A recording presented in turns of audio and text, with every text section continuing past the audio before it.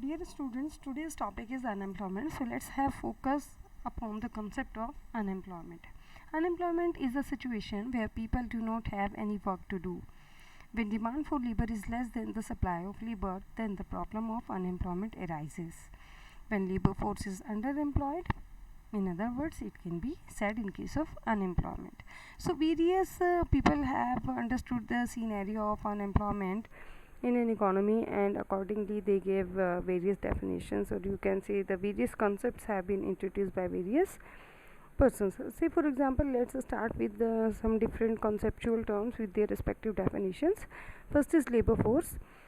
People with a job or registered as looking for work. It is the total number of workers including both the employed and the unemployed. So that's why according to formula, labor force is equal to number of employed persons plus number of unemployed. It means both categories are included. Participation rate, the fraction of the population of working age who are in labor force. It is the percentage of the adult population that is in the labor force. So according to this formula, labor force participation rate can be calculated as labor force divided by adult population multiplied by 100%. Unemployment rate, the fraction of the labor force without a job but registered as looking for job. It is the percentage of labor force that is unemployed. So unemployment rate is equal to number of unemployed divided by labor force multiplied by 100%. So this is the percentage of unemployed persons in an economy, right? Okay, let's focus on different types of unemployment. Traditionally, it has been categorized according to its source into 4 types of unemployment, or maybe more than 4, but mainly 4 types we have covered under this PPT, right? So number 1 is frictional. The irreducible minimum in a dynamic society caused when people are in between jobs. It is the unemployment that results because it takes time for workers to search for the jobs that best suit their interest and skills. So frictional unemployment is applicable in case of the people who are in the search of job and they are looking for a better opportunity as per their interest and skill.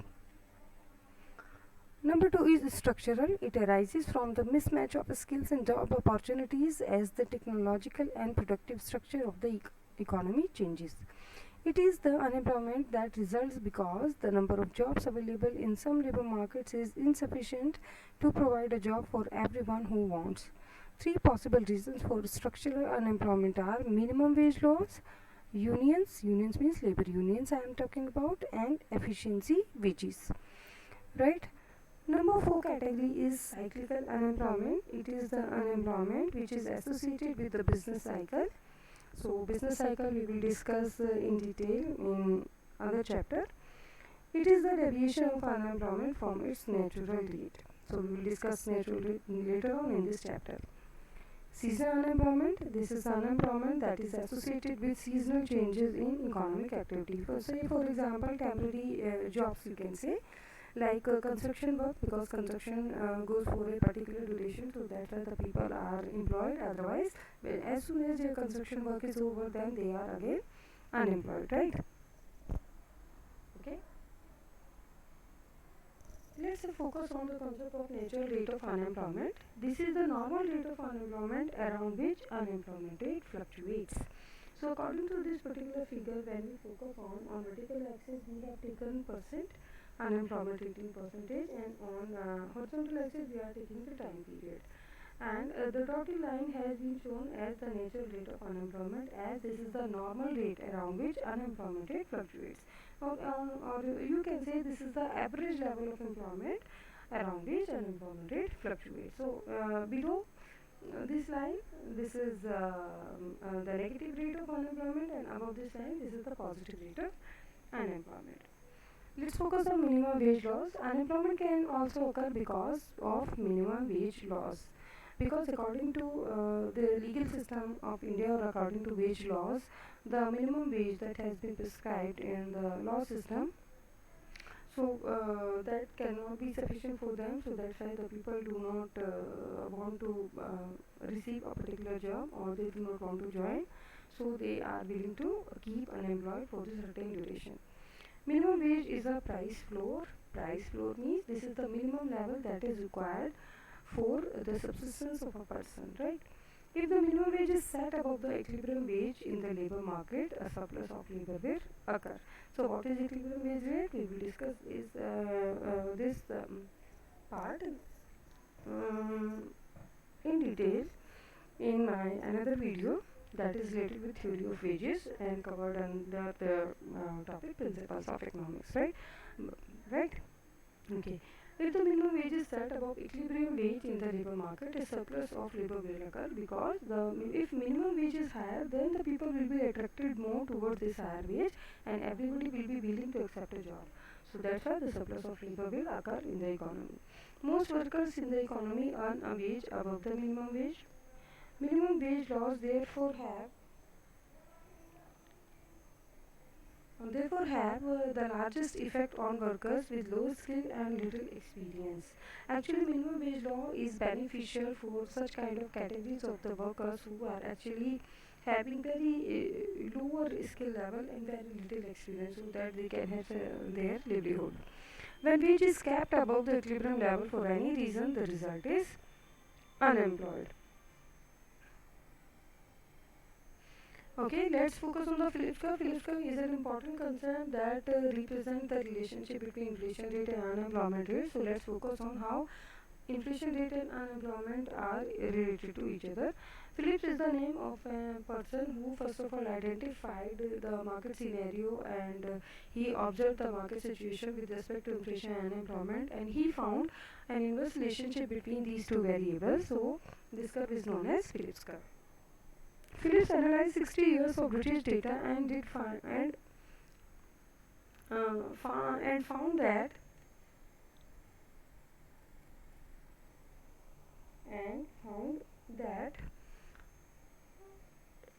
trade-off between unemployment and inflation, which became known as Phillips curve. Right?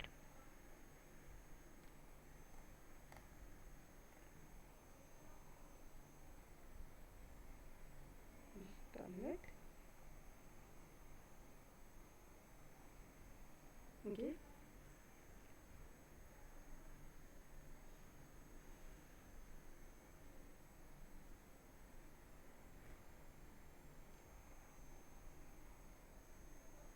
Trade-off between unemployment and inflation, which became known as Phillips curve. Figure shows a theoretical Phillips curve, and the following work it out feature shows how the pattern appears for the United States. So this is the United States pattern. So there is inverse relationship between inflation rate and unemployment. Now, instability of the Phillips curve. During 1960s, Phillips curve was seen as a policy menu. A nation could choose low inflation and high unemployment, or high inflation and low unemployment, or anywhere in between.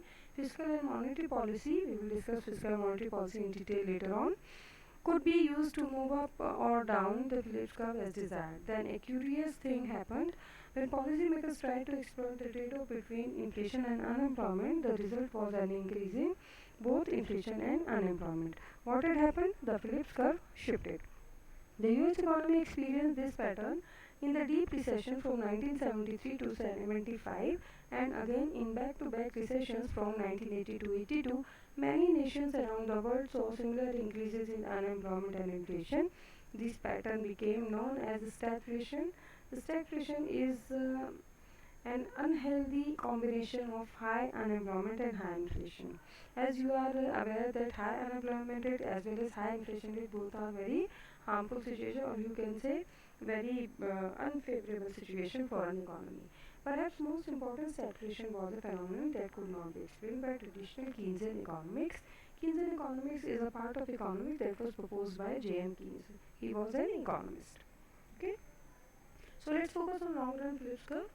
Most economists now agree that in the long run there is no trade-off between inflation and unemployment, since in the long run the economy produces that potential output, that is YP, the point at which the unemployment rate is at the natural rate. It means natural rate and unemployment rate both are the same. The long-run Phillips curve is simply a vertical line at the natural rate of unemployment that has been denoted by U star in this corresponding figure. Long-run Phillips curve illustrates any level of inflation is consistent with natural rate of unemployment. For example, at point A, according to figure, the unemployment rate is at U star and the inflation rate is PA. At point B, the unemployment rate is U star while the inflation rate increases to PB.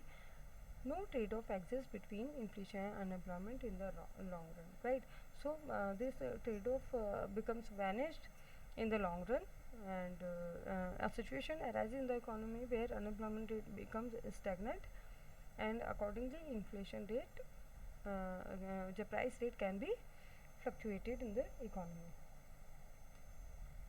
Phillips curve by James Robin. James Robin was another economist who gave his own view about the long run Phillips curve. According to him, the long run Phillips curve was not was a combination of vertical, you can say long run Phillips curve as well as the short run Phillips curve. Yani ki, this was the combination of convex and vertical straight line segment. So he introduced the new shape of Phillips curve, and this shape has been shown in the lower panel, where PC is having two line segments. One is vertical straight line and another is convex shaped.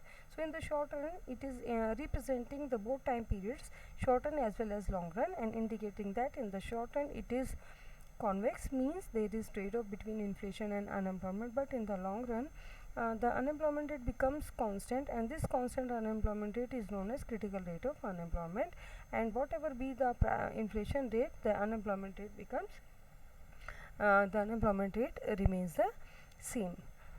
So this was the basic idea about the unemployment situation of an economy. So here we discussed what is the concept of unemployment, what are its definitions, types of unemployment we discussed, okay, and we discussed the concept of natural rate of unemployment, minimum wage laws, Phillips curve, short run as well as long run, and then we focused on the concept of Phillips curve given by James Topping, right? So this was the concept of unemployment. So for today we stop here. So our topic is finished, and now let's move for another video lecture. Okay, thank you so much.